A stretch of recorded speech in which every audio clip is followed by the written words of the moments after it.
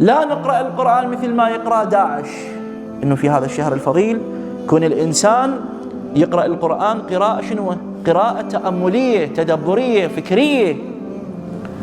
الإنسان إذا قرأ القرآن واستشعر معاني القرآن الكريم وما انحصر فقط في اللفظ والرسم القرآني، خرج وتعدى هذه الأشياء، راح إنه هذه الأشياء اللي يتعداها ويفكر ويتأمل إنه هاي الآية قالت هيك، هذه السورة قالت هيك، بينت لفلان معلم، انطتني فلان طريق. هي عبارة عن خطوط للإنسان ترسم، فكون يتأملها الفرد، لا يتجاهل هذه الأمور. إنه أنا ما أقرأ القرآن في شهر رمضان فقط للثواب، لا، إنه أنا أقرأ القرآن من أجل التغيير الجذري، إنه أنا أبتعد من الأمور اللي أنحصر بها فقط، إنه أنا فقط في اللفظ القرآني أنحصر في الرسم القرآني فقط، وهذا هو. لا أتأمل آيات الباري عز وجل ولا أتفكر آياته إلى آخره، لا، بل لا بد أن يتعدى ذلك إلى الارتباط القلبي والارتباط الروحي والارتباط العملي في القرآن الكريم.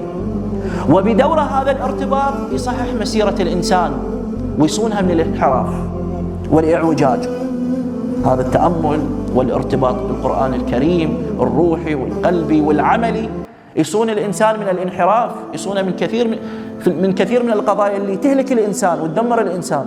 القرآن يصون الفرد، فكون ينتبه الإنسان إلى هذا الأمر وإلى هذا المطلب، هذا جانب. وعلينا أنه نقرأ القرآن قراءة واعية، قراءة تجددية مع الزمان مع المكان.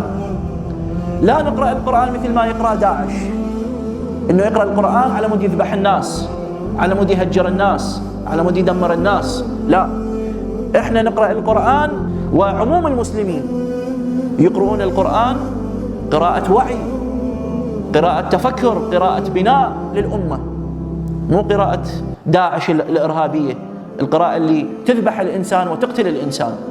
لا، إحنا نقرأ القرآن على مود نحفظ كرامة هذا الفرد المؤمن وعظمة هذا الإنسان اللي عظم الباري عز وجل في القرآن الكريم. هذا جانب أيها الإخوة.